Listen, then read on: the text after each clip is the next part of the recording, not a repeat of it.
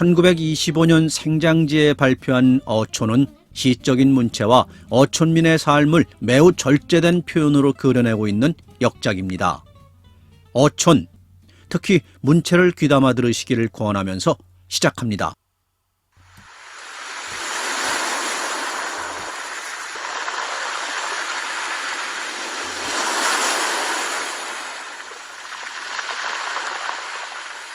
어촌 앞 해변엔 10여 척 되는 어선이 닻을 언덕 위에 높이 던져두고 숲풀처럼 늘어졌다.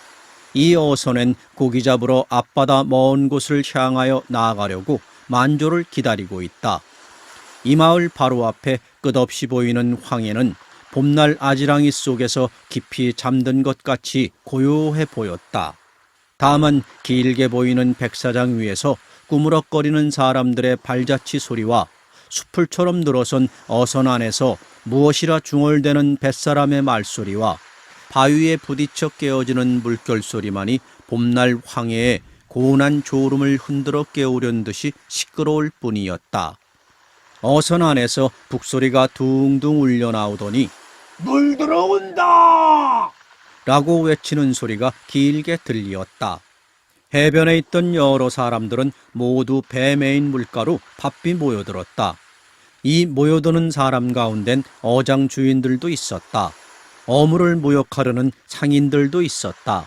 또는 농부로서 고기잡이 한 처를 어선의 품팔이꾼이 되어 1년 동안의 농사 미천을 장만하러 온 이도 있었다. 일평생을 두고 정한 처소가 없이 다만 한 조각배를 집을 삼아 금일엔 충청도, 명일엔 경기도 하는 유랑 생활을 하는 선인들도 있었다. 또는 이 어촌에 집을 둔 사람으로 그들의 가족을 보내려고 나온 사람들도 있었다. 이 여러 사람들 가운데에 성팔의 처도 어린아들 점동이를 데리고 자기 남편을 보내려 나왔다. 그의 남편은 지금 들어오는 조수에 배를 띄우고 바다 먼 곳으로 고기잡이하러 나가려고 배를 단속하며 모든 것을 준비하기에 바빴다.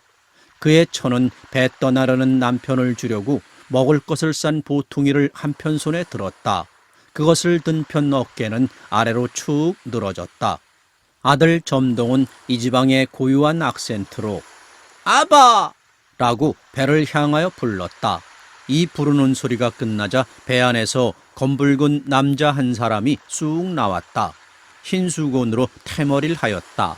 그리고 동요맨 머리 가운데엔 기름을 번질하게 바른 상투가 뒤로 비스듬히 누웠다. 상투 끝에는 산호동 곳이 빨갛게 보였다. 역시 특별한 악센트로 "점동이 왔냐?" 라고 대답한 그의 얼굴엔 반가워하는 빛이 나타났다. 뱃전에 걸쳐놓은 판자를 타고 그의 처와 아들이 서 있는 언덕 위로 더벅더벅 걸어갔다. 처는 손에 들었던 보자기를 그의 남편에게 주었다. 남편은 그것을 한편 손으로 받으며 한편 손으론 점동의 머리를 한번 쓰다듬더니 검붉은 얼굴에 흰 이빨을 내놓고 히히 웃었다. "이게 무엇이야? 점동이나 주지 그런가?" 보자기를 들며 성팔은 바로 그 속에 든 것이 무엇인가를 짐작하였다. 그 안에는 남편이 시장할 때 먹으라고 정성을 다하여 만든 것이 들었다. 그의 처는 남편의 웃는 얼굴을 처음 본 것처럼 기뻐 따라 웃으며 점동이 먹을 것은 집에 있으니 염려 말아요 라고 말하며 남편에게로 뒤밀었다. 성팔은 그것을 받아들고 다시 배 안으로 들어갔으나 그의 처는 이때 중요한 것을, 남편의 이번 뱃길엔 특별히 중요한 것을 잊어버렸다. "아이고 뭐니" 라고 혼자 중얼대며 치맛자락을 앞으로 걷어들고 거기에 찬 주머니 속에서 조그만 장난감 같은 붉은 주머니를 하나 끄집어냈다. 그 주머니 속엔 그의 정초에 어느 점쟁이에게서 점을 치고 얻어둔 누런 종이에 붉은 글씨로 쓴 부적이 들어있었다. 점쟁인 성팔의 집 식구의 신수를 다 본 뒤에 다른 사람은 다 좋으나 성팔의 신수가 좋지 못하다 하였다. 아무리 하여도 순환의 수가 있다 하였다.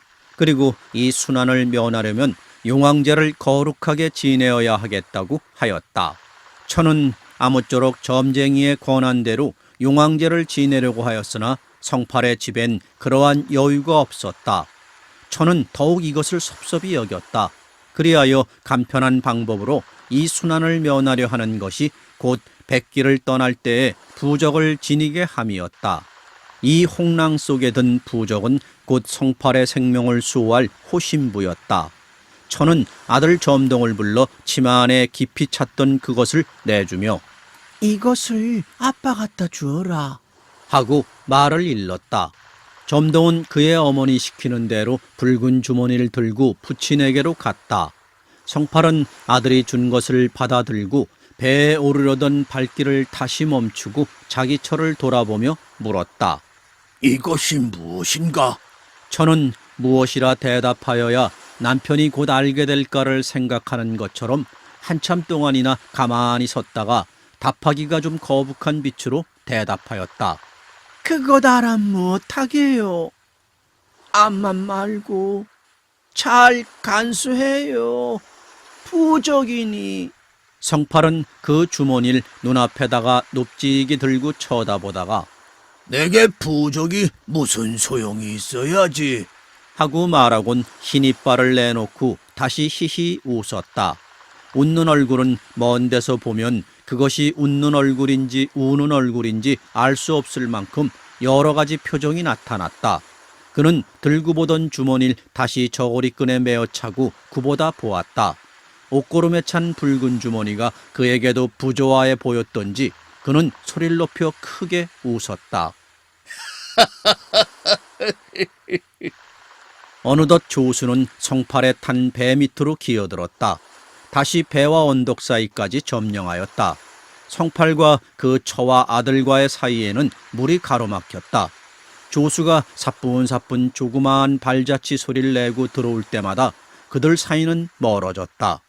물결이 한번 물러갔다가 다시 들어올 때엔 지금껏 젖지 않고 뽀얗던 모래가 거무충충하게 젖어버렸다. 이와 같이 젖었던 모래는 어느덧 다시 물거품 속으로 들어가 버리고 말았다. 입의 저배에서 북소리가 요란하게 들리었다. 채색 깃발은 그 배들의 돛대끝마다 바람에 휘날리었다.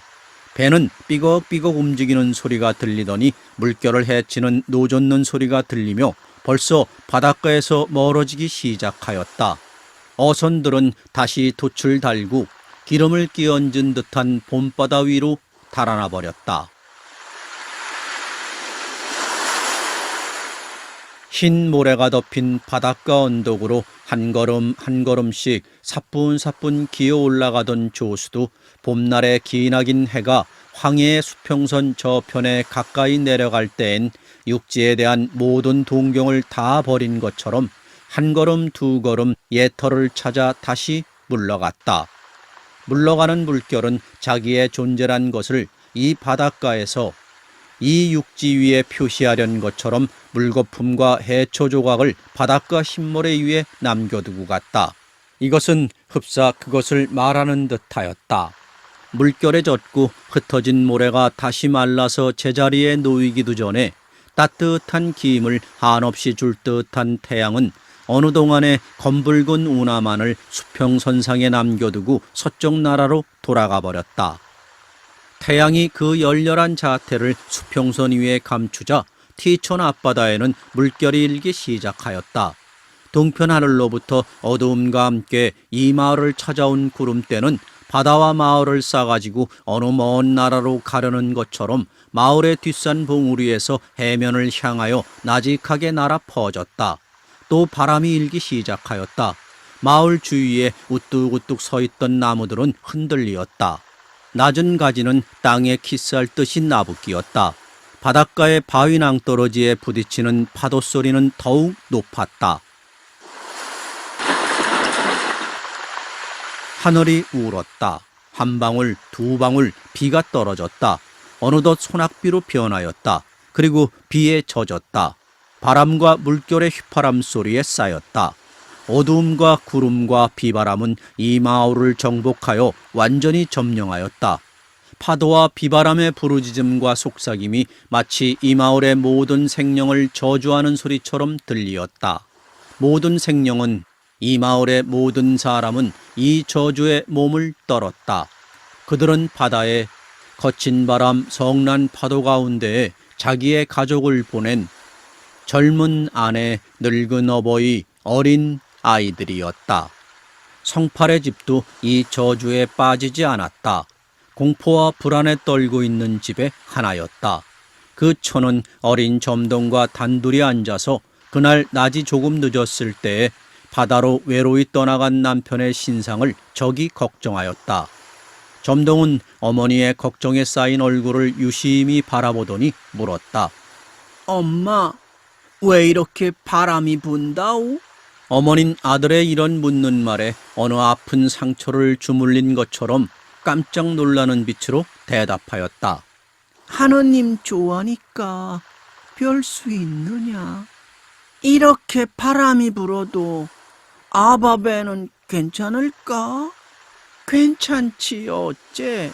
이렇게 어머닌 대답을 하기는 하였으나 실상은 남편의 안부를 몰라 태우는 가슴에 어린 점동의 물음이 불을 더 붙이었다.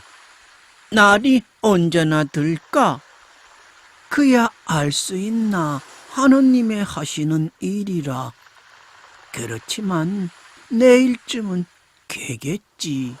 그러면 이렇게 궂은 날에 아바는 어디가 있어? 배아는 괜찮을까? 어머닌 다시 공포에 떨었다. 그의 얼굴엔 그러한 빛이 나타났다. 아들은 어머니의 대답을 기다리다가 또 물었다.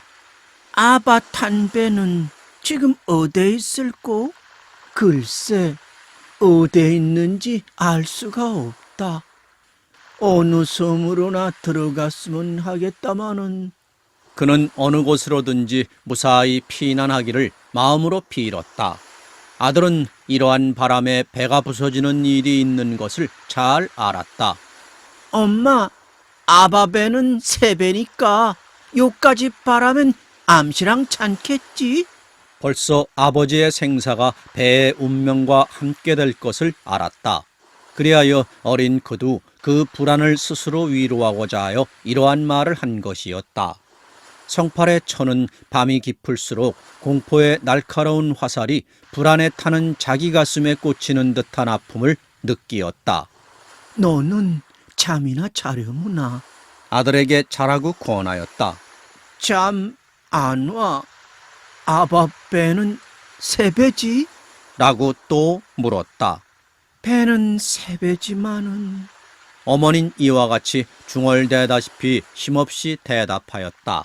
그러나 그 다음은 무엇이라고 이어 말하여야 좋을는지 알 수 없었다. 몇 해 전에 이러한 폭풍우가 이 마을을 한번 휘덮어 간 뒤에 그곳에 남은 것은 울음소리뿐이었던 것을 성팔의 처는 생각하였다. 오늘 밤의 폭풍우도 그때 지지 아니할 만큼 맹렬한 것을 문바깥의 시끄러운 소리로 넉넉히 짐작하였다. 모든 불길한 예감이 그의 가슴에서 자라갔다. 더욱 선명하게 가슴을 파고 들어갔다.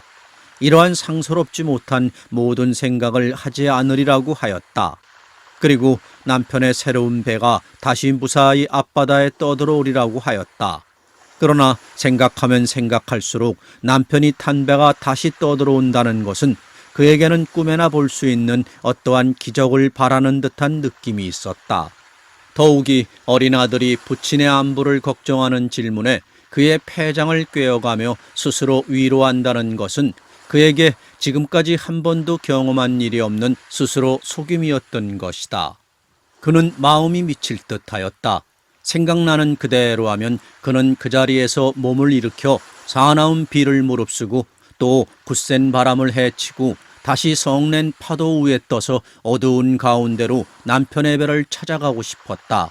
산과 같은 미친 물결에 낙엽과 같이 번농하는 조각배에서 손을 치면서 구원을 비는 남편의 초조하는 형상이 그의 눈앞에 나타났다. 그는 또다시 이러한 무서운 환영을 보지 않으려고 눈을 감았다. 그러나 감은 눈엔 더욱 분명하였다. 아들은 무엇을 생각하며 깨친 것처럼 어머니를 바라보고 말하였다. 엄마, 암만 세 배라도 이런 바람엔 못 견디겠구만. 어머닌 아무 말도 없었다. 바깥에는 비바람 소리가 몹시 요란하였다. 바람이 휙휙 소리를 내면 그 뒤에는 방문에 부딪히는 빗방울 소리가 박자를 맞추는 것처럼 났다. 그리고 문틈으로 새어드는 바람결에 등잔불이 휘휘 흔들리었다. 심할 때에는 곧 꺼질 듯 가물가물하였다. 엄마, 그때가 언제지? 그때는 이보다도 비바람이 더 몹시 불었지. 그래도 아반 아무 일 없이 돌아왔지. 그때는 그랬다. 오늘도. 성팔의 처는 지난 여름에 이와 같이 비바람이 불던 날에 하룻밤을 뜬 눈으로 새던 일을 생각하였다. 그리고 또 그와 같이 애태우던 이튿날 석양에 뛰어내리는 남편을 맞을 때에 그가 마음에 어떻게 반가웠던 것을 생각하여 보았다. 그리하여 내일도 그러한 반가움을 얻기를 빌었다.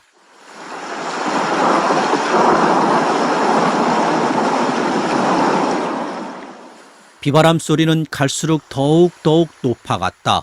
성낸 파도는 이 어촌을 한 입에 삼켜버리려는 것 같이 바닷가에 가까이 와서 노하였다. 엄마, 저겐 무슨 소리? 물소리. 아이고, 해일이 하려나 보다. 아이고, 불이 꺼지려 하오. 휙 문틈으로 기어든 바람이 사기등잔에 희미한 불을 꺼버리고 말았다. 바람에 불린 빗줄기는 방문을 두들겼다. 파도에 응얼대는 소리는 악마의 저주처럼 길게 울리었다.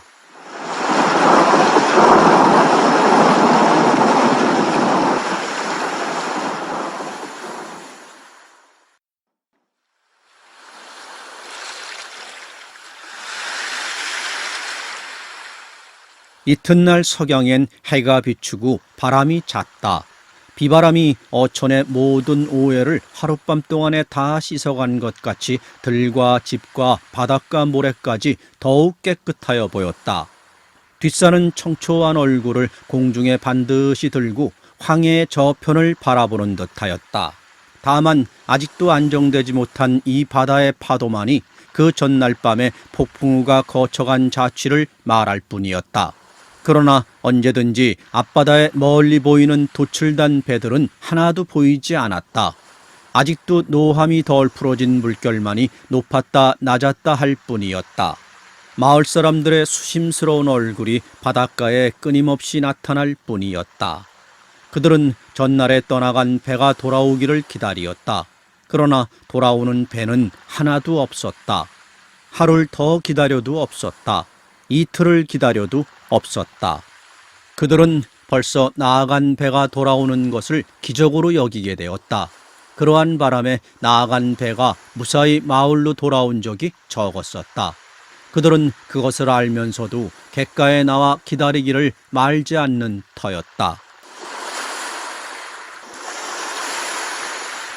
폭풍우가 지난 지 이틀 뒤에 마을 사람들은 남아있던 배를 타고 행방 모르는 동네 배를 찾으러 나갔다. 이것은 황해 가운데 외로이 떠있는 비도 부근에서 많은 어선이 난파하였다는 비보가 이 마을에 도착한 까닭이었다.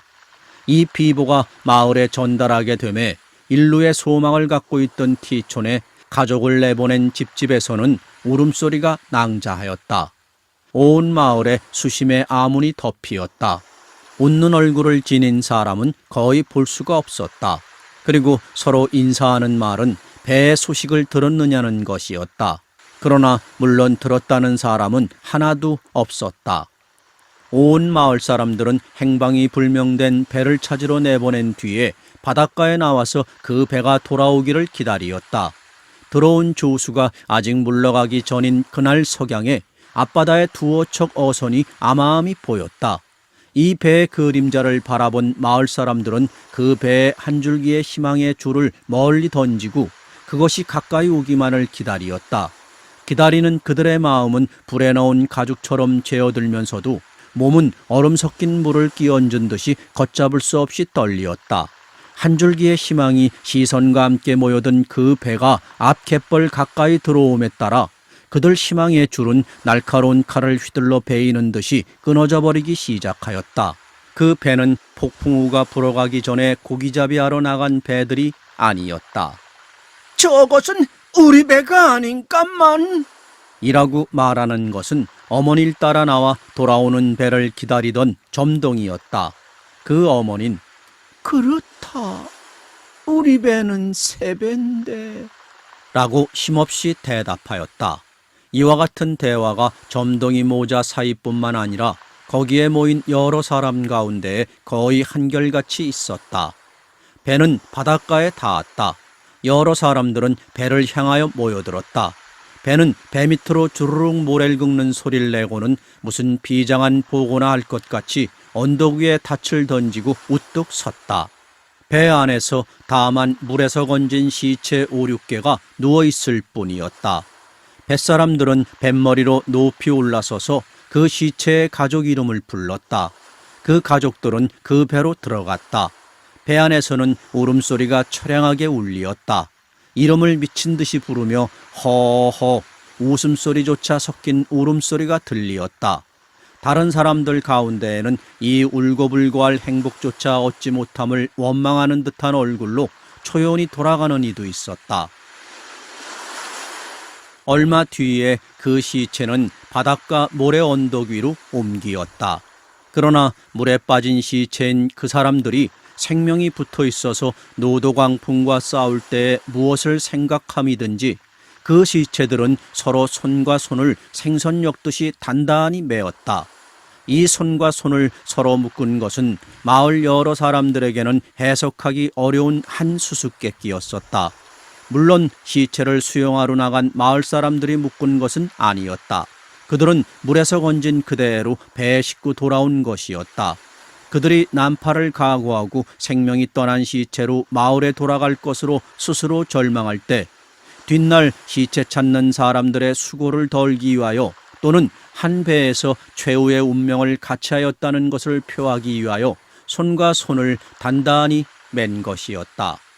이것이 생선엮음처럼 늘어놓은 시체를 위하여 대변하는 말이었다.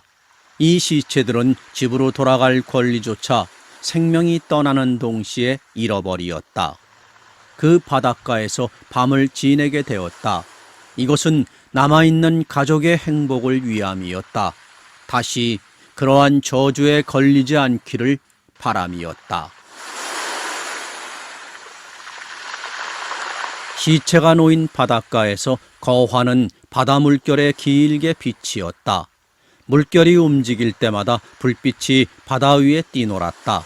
울음소리만이 가끔 들리었다. 5, 6개 시체가 마을에 돌아온 뒤론 나머지 다른 사람의 소식은 영영 알 수 없었다. T어촌 앞바다에 배가 떠올 때마다 소식을 모르는 가족을 가진 사람들은 가슴을 따며 갯가로 덤비었으나 그것은 매양 알 수 없는 장사배나 그 마을 다른 사람들의 돌아오는 배였다. 성팔의 초도 이와 같이 애를 태우는 사람의 하나였다. 그의 집엔 을의 끼니마다 성팔의 밥그릇이 그 방 아랫목에 파묻혀 있었다. 이것은 성팔이가 행방불명이 된 뒤론 그 생사를 점하기 위하여 그러함이었다. 이 마을엔 이러한 미신이 전부터 있었다. 성팔이와 같이 행방불명된 사람으로 밥 담은 식기의 뚜껑을 열 때에 그 뚜껑에서 물방울이 떨어지면 그 식기의 임자는 아직도 살아있는 것을 표하는 것이요, 그렇지 않고 물기가 없으면 그 사람은 죽은 것으로 판단한다는 것이었다. 그리하여 그들은 식기를 방 아랫목에 묻어두고 밥을 바꾸어 담을 때마다 뚜껑을 열고 물이 떨어지는가 그것을 살펴보던 터이었다. 이것을 열어보는 것이 그 모자에겐 거의 큰 일과가 되고 말았다. 점동은 가끔 식기의 뚜껑을 열어보는 일이 있었다. 식기 뚜껑에 맺혔던 이슬은 주르륵 굴러내렸다. 이럴 때마다 자기 아버진 살아있다는 것을 기뻐하며 어머니, 이것 보아. 물이 떨어지네. 라고 부르짖었다. 그러나 성팔은 영영 돌아오지 않았다. 식기 뚜껑엔 물이 을에 떨어졌다.